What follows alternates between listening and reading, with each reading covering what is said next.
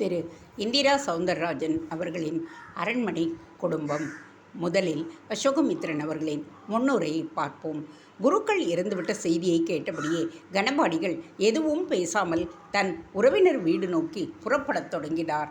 முன்னதாகவே அசோகமித்திரன் ஒரு அர்த்தமுள்ள பார்வையை பார்த்தார். அது முதல் நாள் நாடி ஜோதிடர் கற்பக விநாயகம் சொன்னபடியே குருக்கள் உயிர் பிரிந்துவிட்டதை சொல்லாமல் சொல்வது அசோகமித்திரனுக்கு புரிந்தது. ஆனாலும் அவரிடம் பெரிய ஆச்சரியமெல்லாம் எழவில்லை. டாக்டர்களே இப்பொழுது குத்துமதிப்பாக உயிர் பிரியும் நேரத்தை சொல்லிவிடுவதும் அப்படியே நடப்பதையும் பார்த்திருந்ததால் ஓரளவுக்கு ஆச்சரிய அதிசயமாய அசோகமித்திரன் அதை நினைக்கவில்லை.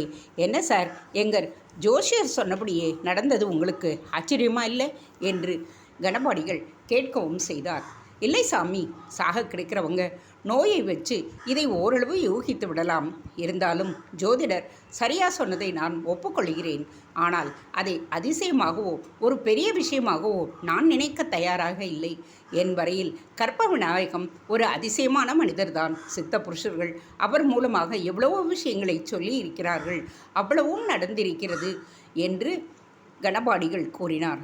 போகட்டும், கிரகணம் இன்னும் அரை மணியில் பிடிக்கத் தொடங்கிவிடும். இந்த சந்தர்ப்பத்தில் வெளியே நடமாடுறது நல்லதில்லை.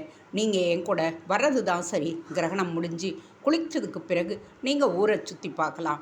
மன்னிக்கிடம், இந்த கிரகண நேரத்தில் தான் பாம்பு வந்து பூஜை செய்யணும்னு சொன்னீங்க. ஆமாம், இதுக்கு முந்தி அப்படித்தான் நடந்திருக்கு. இன்றைக்கி அப்படி நடக்காதுன்னு தான் அந்த நாடி ஜோசியர் சொல்லிட்டாரே. அதனால் நான் அதை பற்றி யோசிக்காமல் ஊரை ஒரு சுற்றிட்டு வர்றேன். கிரகண நேரத்தில் நடமாடக்கூடாதுங்கிற கருத்தை நான் எப்போவுமே ஏற்றுக்கொள்வதில்லை. அது வான்வெளியில் நடக்கிற ஒரு இயற்கை நிகழ்வு. அதற்கு மேல் அதனால் ஒரு பாதிப்பு ஏற்படுங்கிற கருத்தை எல்லாம் நான் நம்ப தயாரில்லை. என்னை நீங்கள் தப்பாக எடுத்துக்க வேண்டாம். சரி, உங்கள் இஷ்டம். நான் போய் ஜபத்தில் உட்காந்துக்கிறேன். எனக்கு இப்போவே 1.5 மணி நேரம் தாமதமாயிடுச்சு. கிரகணம் விடவும் குருக்கள் வீட்டுக்கு போய் துக்கமும் விசாரிக்கணும். நீங்கள் பார்த்து ஜாக்கிரதையாக போயிட்டு வாங்க. சர்ப்பங்கள் எங்கேயானா கண்ணில் பட்டா அமைதியாகவே நின்றுடுங்க. நீங்கள் அதை துன்புறுத்த மாட்டேன்னு எனக்கு தெரியும். இருந்தாலும் உங்கள் நல்லதுக்காக சொன்னேன். நான் வர்றேன் என்று கணபாடிகள் விலகிக்கொள்ள தனி மனிதனாக அசோகமித்திரன் டிவிக்காரர்களின் வேன் வந்து நின்றிருக்கும் இடத்திற்கு சென்றார். அவர்களில் ஒருவருக்கு அசோகமித்திரனை தெரிந்திருந்தது.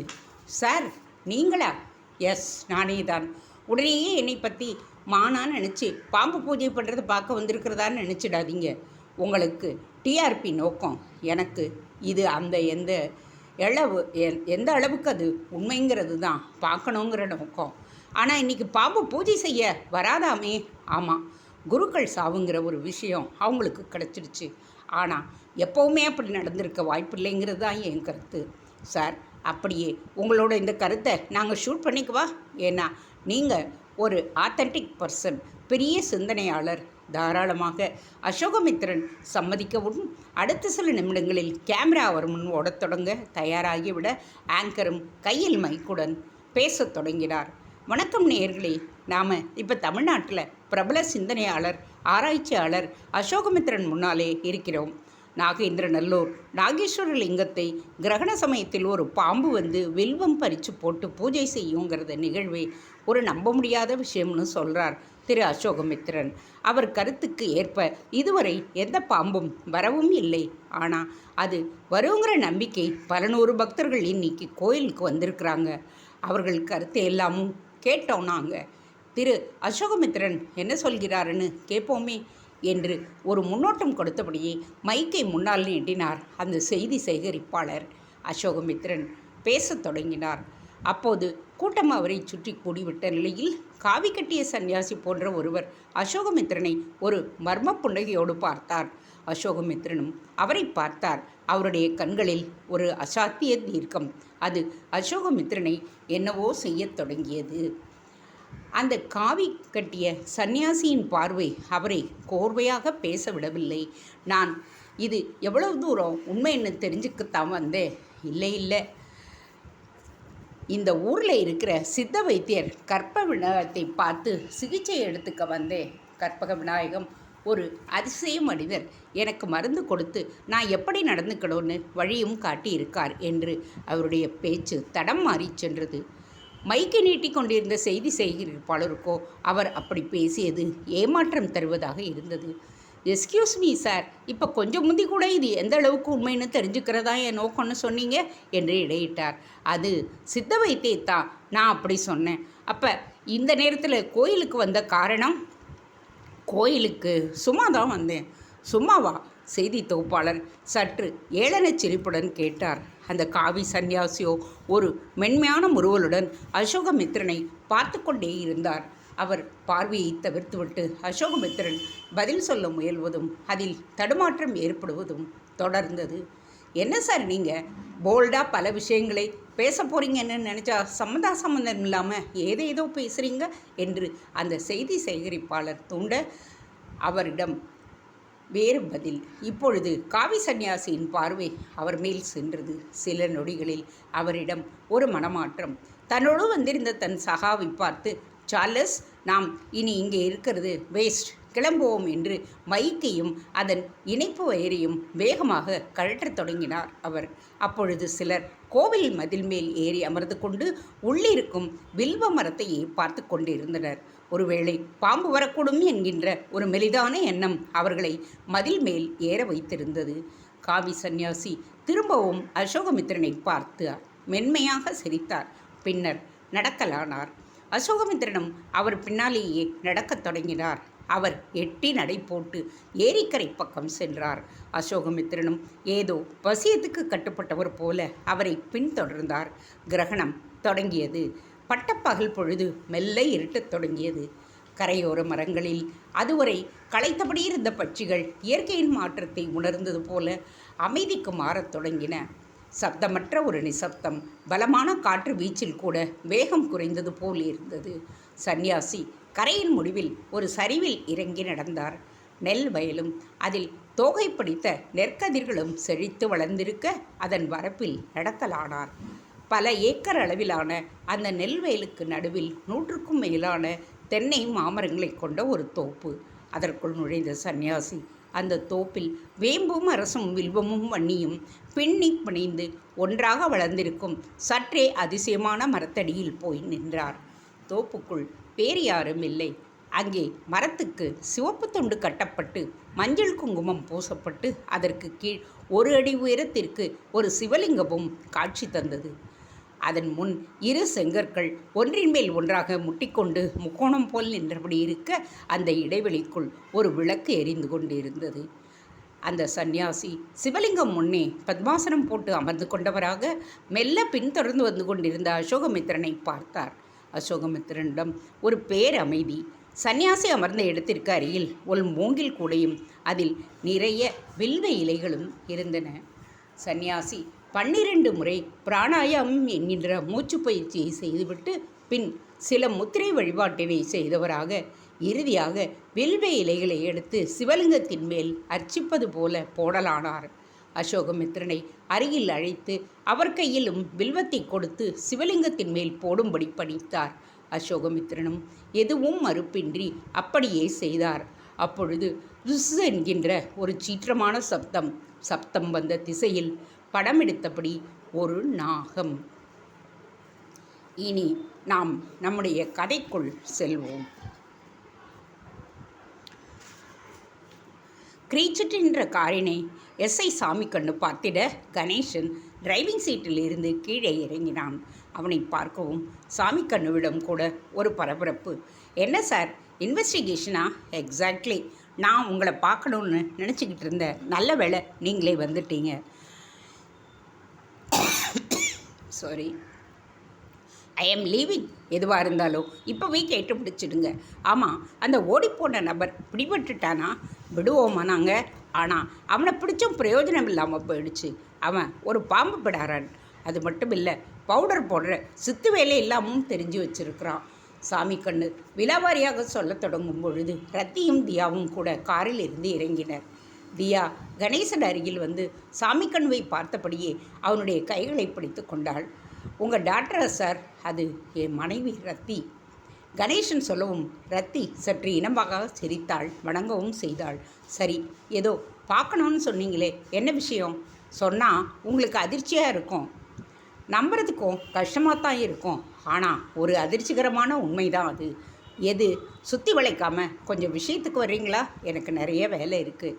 நேற்று பாம்பு கடித்து செத்து போன சதீஷும் சரி, அந்த பாம்பு பிடாரனும் சரி, ஏற்காட்டில் யாரையோ கொல்றதுக்காகத்தான் வந்திருக்காங்க. ஆனால் விதி வேறு விதமாக விளையாடிடுச்சு. எஸ்ஐ சாமிக்கண்ணுவின் ஆரம்பம் ரத்தியை கூர்மையாக்கிட்டு அதை பார்த்த கணேசன், ரத்தி நீ தியாவோட காரில் போய் உட்கார், நான் சார்கிட்ட பேசிட்டு வரேன் என்று தொடர்ந்து பேசுவதை ரத்தி கேட்க வேண்டாம் என்கின்ற எண்ணத்தோடு காரை நோக்கி கையை காட்டினான். அரை மனதாக தியாவோடு ரத்தி காருக்குள்ளே ஏறி கொண்டாள். இருந்தாலும் உள்ளே இருந்தபடியே பார்வை அவர்கள் இருவர் மேல்தான் இருந்தது. எஸ்ஐ சாமிக்கண்ணுவும் நடந்ததையெல்லாம் சொல்லி முடித்தவராக பிடாரன் போதிமுத்து பாம்புகளோடு வந்ததற்கு சாட்சியாக காப்பி தோட்டத்தில் கிடைத்த பாம்பு பெட்டிகளை எடுத்து காட்டினார். கணேசனால் நம்பவும் முடியவில்லை, நம்பாமல் இருக்கவும் முடியவில்லை. அவனிடம் ஒரு வகை நிசப்தம். என்ன சார், இப்படி கூட நடக்கும்னு இருக்குதா? ஆமாம், எங்கள் மாமாவோட கண்ட்ரோலில் இருந்தவன் தான் அந்த சதீஷ். எனக்கு அவனை பற்றியெல்லாம் தெரியாது. இன்ஃபேக்ட் நான் பிணமாத்தான் அவனை நேற்று பார்த்தேன், பரிதாபமும் பட்டேன். ஆனால் அவன் ஒரு கொலைகாரன்னு நீங்கள் சொல்கிறத என்னால் ஜீரணிக்க கஷ்டமாக தான் இருக்குது. தப்பாக எடுத்துக்காதீங்க சார், உங்கள் மாமா கிட்டேயும் ஏதோ தப்பு இருக்கிற மாதிரி தான் என் போலீஸ் புத்தி சொல்லுது. என்ன சொல்கிறீங்க சார், மாமா கிட்ட தப்பா? எந்த விதத்தில்? அவர் அந்த பிடாரடை விட்டுற சொல்லி காட்டின வேகம், என்கொயரை தெரிஞ்சுக்கிறதுக்காக சர்க்கிள் இன்ஸ்பெக்டர் சதாசிவத்தை அனுப்பிய சாமர்த்தியம், இதெல்லாம் எனக்கு அவர் மேலே சந்தேகத்தை உண்டாக்கி இருக்குது. சந்தேகம்தானே? அதுதான் உங்களுக்கு யார் மேலே வேணாலும் வருமே. நோ, நேற்று நான் இங்கே வந்தபோது பாடிக்கிட்ட இருந்தது நீங்கள் தான். ஆனால் உங்கள் மேலே எனக்கு இந்த சந்தேகம் வரவில்லையே. நீங்கள் சொன்ன எதுவும் பொய்யும் இல்லை. இன்ஃபேக்ட் அந்த பிடாரன் ஓடிப்போய் பஸ் பிடிச்சதை நீங்கள் சொல்லலைன்னா நாங்கள் அவனை பிடிச்சி இந்த கேஸில் இவ்வளோ தூரம் வந்திருக்கவும் முடியாது. அதுக்காக நான் உங்களுக்கு நன்றி தான் சொல்லணும். ஆனால் உங்கள் மாமா விஷயம் அப்படி இல்லை. சாமிக்கண்ணு சொன்ன விதம் கணேசனை மிகவும் யோசிக்க வைத்தது. என்ன யோசிக்கிறீங்க? நீங்கள் சொசைட்டியில் பெரிய அந்தஸ்தில் இருக்கவங்க, உங்கள் குடும்பத்தை சேர்த்த ஒருத்தரை நான் சந்தேகப்படுறது உங்களால் ஜீரணிக்க முடியாது தான். ஆனால் எனக்கோ என் மாமாவுக்கோ இந்த ஏற்காட்டில் எதிரிகள்னு யாருமே இல்லை. இங்கே மட்டும் இல்லை, இங்கே கொலை செய்து அழிச்சிடுற அளவுக்கு எதிரின்னு யாருமே இல்லை சார். இருந்தாலும் இந்த மாதிரி குறுக்கு வழியில் எங்களுக்கு தெரியவும் தெரியாது சார். ஆனால் என்கொயரியில் தெரிய வந்த தகவல்கள் அப்படி இல்லையே. நீங்கள் முடிவாக என்ன தான் சொல்ல வர்றீங்க? இப்போதைக்கு இவ்வளவு போகிறோம். நான் எப்படியோ அந்த பிடாரனை பிடிச்சிடுவேன். அவன் மூலமாக அவன் யாரை கொல்ல வந்தா, யாருக்காக வந்தான்னு கண்டுபிடிக்காமல் விட மாட்டேன். உங்கள் கடமையை நீங்கள் செய்யுங்க, என்னை மட்டும் தொந்தரவு பண்ணாதீங்க, எனக்கு நிறைய வேலை இருக்குது. சொன்னபடியே கணேசன் தன் காரை நோக்கி நடந்து அதில் ஏறிக்கொண்டார். அது கருத்த கார்ச்சாலை வழியாக வழுக்கத் தொடங்கிற்று. உள்ளே மிக இறுக்கமாக இருந்தாள் ரத்தி. ரிவர்ஸ் மிரரில் அவள் முகம் நன்றாக தெரிந்தது. தியா வழக்கம் போல கதவு கண்ணாடி வழியாக காப்பி தோட்டங்களின் மேல் பார்வையை பதித்தபடி இருந்தாள். என்ன ரத்தி, இறுக்கமாக இருக்க, ஏற்காட்டை விட்டு பிரியறதுக்கு உனக்கு பிடிக்கலையா? அவளிடம் பதில் இல்லை. நோ ப்ராப்ளம், இன்னும் ஒரு 3 மாதம் கழித்து இதோ போல் வருவோம். அப்போ 10-15 நாள் கூட தங்குவோம். வேண்டாஞ்சி, இனி ஏற்காடே வேணாம் என்றாள் பட்டென்று ரத்தி. வேண்டாமா? நீயா சொல்கிற? ஆமாம், நாம் இனி எங்கேயும் போக வேண்டாம். நீங்கள் எங்களை பிரியாமல் எங்கள் கூடவே இருந்தா அது போதும். கணேசன் மெல்ல காரை ஓட்டியபடியே திரும்பி பார்த்தான். ரத்தி முகத்தை துப்பட்டாவால் துடைத்தபடி இருந்தாள். கண்களில் கலக்கம்.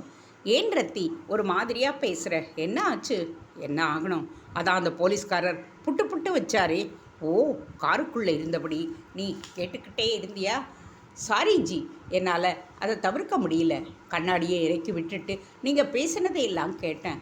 அந்த எஸ்ஐ உங்கள் மாமா மேலே சந்தேகப்பட்டது ரொம்பவும் சரிதான். நான் சொன்னப்போ தான் நீங்கள் நம்பலை. அவர் சொல்லும்போது கூட உங்களுக்கு சந்தேகம் வரல. அப்போ என் மாமா தான் யாரையோ கொல்றதுக்கு சதீஷையும் பிடராணியும் அனுப்புனான்னு நீ சந்தேகப்படுறியா? சந்தேகப்படலை, அதுதான் உண்மை. அவங்க வரும்போது நீங்கள் இருக்கக்கூடாதுன்னு தான் உங்களை எஸ்டேட்டை பார்க்க அனுப்பிட்டாரு. ஓ, அப்போ அவங்க உன்னை கொல்லத்தான் சதீஷை ஏற்பாடு பண்ணான்னு சொல்கிறியா?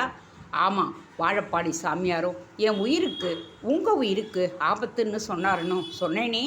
ஓ, நீ அந்த சாமியாரை இன்னும் மறக்கவே இல்லையா? எப்படி ஜி அவரை மறக்க முடியும்?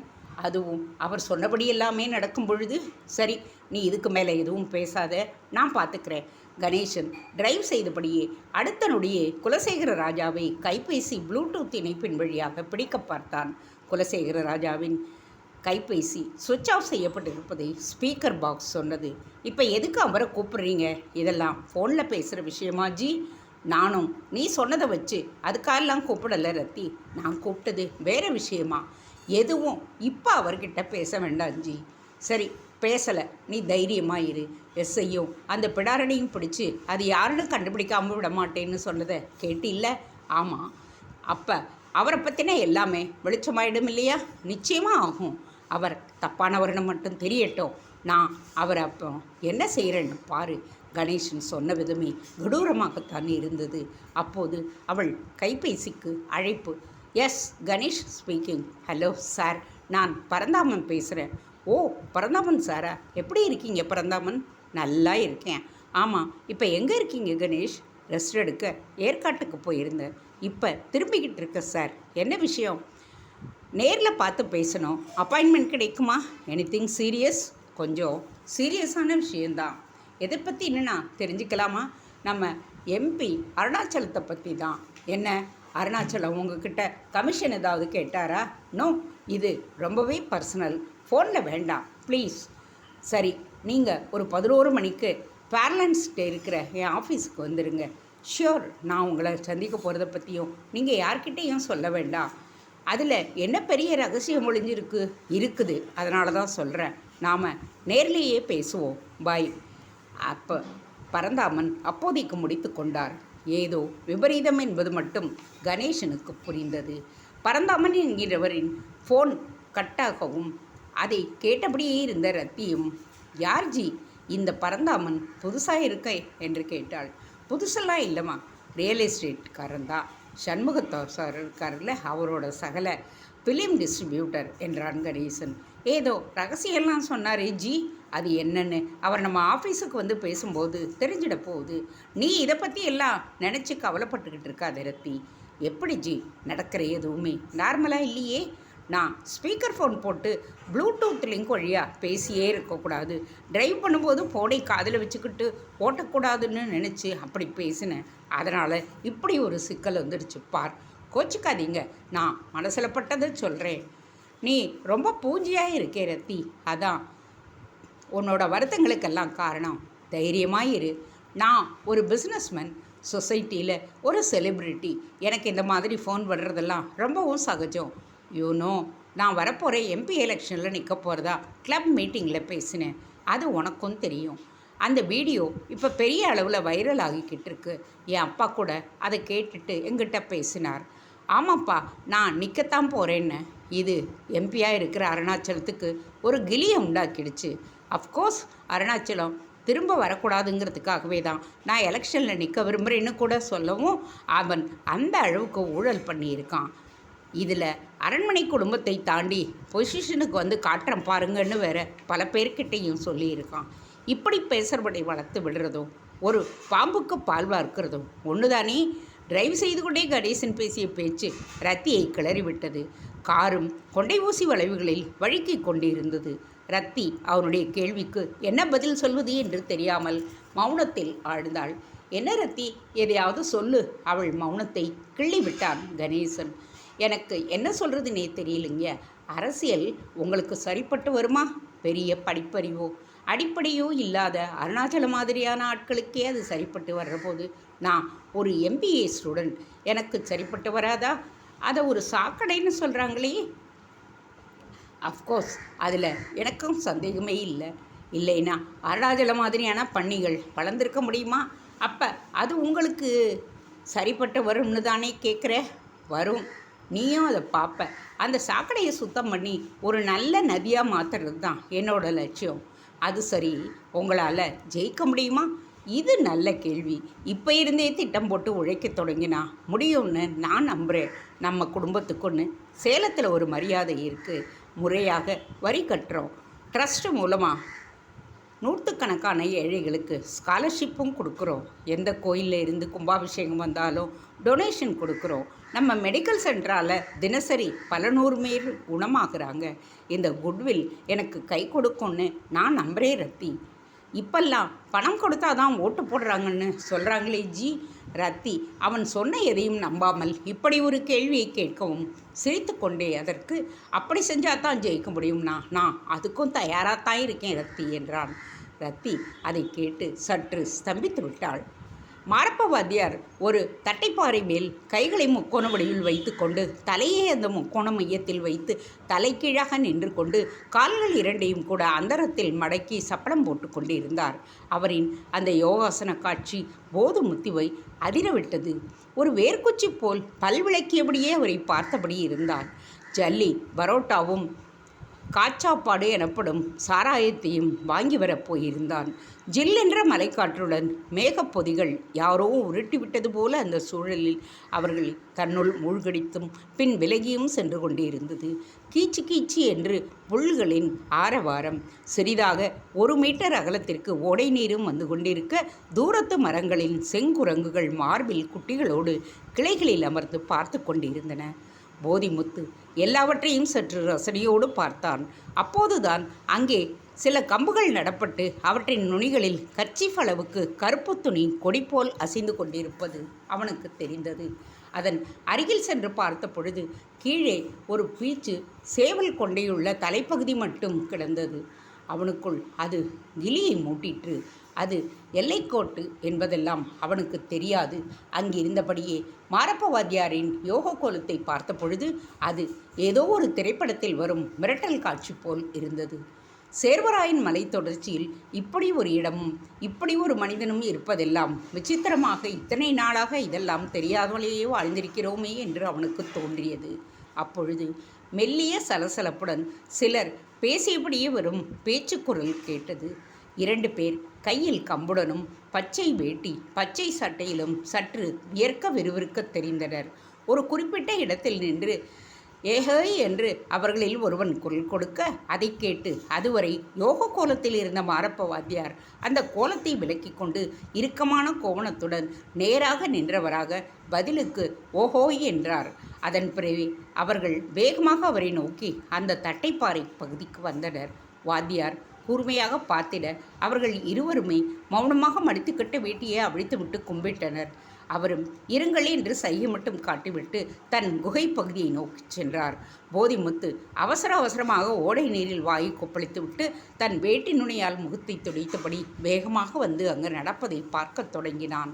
மாரப்ப வாத்தியார் கூண்டுக்குள் இருந்த தேவாங்குடன் அவர்கள் முன் வந்திருந்தார். அவர்களில் ஒருவன் கையில் பொட்டலம்போல் ஒன்றை தந்தவர் தன் தோள் மீது கிடந்த கருப்பு கயிற்றை கூண்டுக்குள் இருக்கும் தேவாங்குக்கு முன் வைக்கவும் உடனேயே அது தன் வாயில் எடுத்து வைத்து கொண்டது. பின் அதன் வாயிலிருந்து அதன் எச்சில் ஈரமுடன் அதை ஒருவரின் முழங்கை பகுதிக்கு மேல் உருண்டு திரண்டிருந்த சதைப்பக்கத்தின் மேல் கட்டிவிட்டார். இன்னொருவனுக்கும் அதே போல் கட்டிவிட்டார். அவர்கள் இருவரும் போதிமுத்துவை ஒரு மாதிரி பார்த்தனர். என் ஆள்தான், பயப்பட வேண்டாம் என்றார். அவர்களில் ஒருவன் தன் வசம் தந்த பொட்டலத்தில் மிளகு சைஸில் பல உருண்டைகள் இருந்தன. அதை திறந்து பார்த்த அவன், இதை வாழைப்பழத்தில் வச்சு விழுங்க கொடுத்தா போதுமா சாமி என்று கேட்டான். போதும், 10 உருண்டைகளை 2 உருண்டை முழுசாக கடிபடாமல் வைத்து கொள்ள போனாலும் கூட போகிறோம். அதுக்கு பிறகு இதை சாப்பிட்டவன் நீ சொன்னபடியெல்லாம் கேட்பான். இந்த உருண்டை அப்புறமா பேதியாகும்போது தான் வெளியில் வரும். மற்றபடி ஜீரணமாகாமல் வயிற்றில் தான் கிடக்கும். இதை வைத்து விட்டு வெளியே வர்றதுக்குள்ளே அவங்ககிட்ட எல்லாத்தையும் சாதிச்சுக்கிட்டு வந்துடு. அப்புறமா என்ன குத்தம் சொல்லாதே என்றார். இது போதும் சாமி, நாங்கள் பார்த்துக்குறோம் என்ற அவன் சில 500 ரூபாய் நோட்டுகளை வாத்தியார் முன்னேற்றினான். எவ்வளவோ? 5000 சாமி. பல லட்சம் ரூபாய் சொத்தை வாங்க போகிற எனக்கு 5000ங்கிற பிச்சை காசா? அட்வான்ஸாக ஒரு 5000 கொடுத்துருந்தீங்களே. 50,000 தா. இல்லை, அதை வச்சுட்டு அப்படியே திரும்பி பார்க்காம போயிடு. வாத்தியாரே, எங்கிட்ட வளவளமென்னெல்லாம் பேசக்கூடாது. இப்போ எங்கிட்ட அவ்வளவு பணமெல்லாம் இல்லையே. கையில் போட்டிருக்கிற மோதிரத்தை கழட்டி கொடு. 1 பவுன் தானே அது. இது தீபாவளிக்கு என் மாமனார் போட்டது. கையில் இல்லைன்னா கேட்பாரு. அது ஓம்பாடு. மத்தியஸ்தம் வேணும்னா நான் கொடுத்தா தான் ஆகணும். இல்லை, நடைய கட்டு. மாரப்ப வாத்தியாரின் குரலில் கடுமை கூடியது. அவனும் எதுவும் பேசாமல் மோதிரத்தை கழட்டி கொடுத்தான். போகும்பொழுது திருப்பி பார்த்துடக்கூடாது, அதை மறந்துடாத என்கின்ற அவரின் எச்சரிக்கையை கேட்டபடியே மருந்து வேலை செய்யுந்தானே என்று திருப்பி கேட்டான். அது நீ சொத்தை எழுதி வாங்கும்போது தெரியும். அப்புறம் இன்னொரு விஷயம், இங்கே வந்து போனதை பற்றி ஏன் உத்தரவு இல்லாமல் யார்கிட்டையும் நீ பேசக்கூடாது. மீறி பேசுனா உன் வீட்டு கூரை மேலே என்னோட கூகை வந்து உட்காரும். அதை நீ பார்த்து 10 நாளில் உனக்கு பைத்தியம் பிடிச்சிடும், ஜாக்கிரதை என்றார். அவர்கள் இருவரும் நடுங்கிவிட்டனர். அவர்களை விட போதிமுத்து அதிகம் நடுங்கிவிட்டிருந்தான். அதன் பின் அவர்கள் இருவரும் சென்றுவிட மாரப்ப வாத்தியார் மோதிரத்தை தன் கையில் போட்டு அழகு பார்த்தார். அப்படியே நிமிர்ந்து போதிமுத்துவை அருகில் அழைத்தார். அப்பொழுது பரோட்டா வாங்க செம்மணத்தம் வரை போயிருந்த ஜல்லியும் வந்துவிட்டிருந்தான். அவன் வரவும் வாத்தியாரின் கவனம் அவன் பக்கம் திரும்பியது. அவன் கையில் பாலித்தீன் பைக்குள் பரோட்டா, சால்னா, ஒரு பிளாஸ்டிக் கேனில் சாராயம். அதை பார்க்கவுமே பெரும் உற்சாகம் வாத்தியாரிடம். அப்பொழுது டாயிங் என்று ஒரு சப்தம். அவர்கள் தலைக்கு மேல் ட்ரோன் ஒன்று பறந்தபடி இருக்க, அதில் பொருத்தப்பட்டிருந்த கேமரா கீழே படம் பிடித்தபடியே வந்து கொண்டிருந்தது. அதை பார்த்த நொடியில் வாத்தியார் வேகமாக குகைக்குள் ஓடியதோடு, எலை நீங்களும் வாங்கடா என்று குரல் கொடுத்தார். அவர்களும் உள்நோக்கி ஓட ஆரம்பித்தனர். தேங்க்ஸ் ஃபார் வாட்சிங். Please subscribe.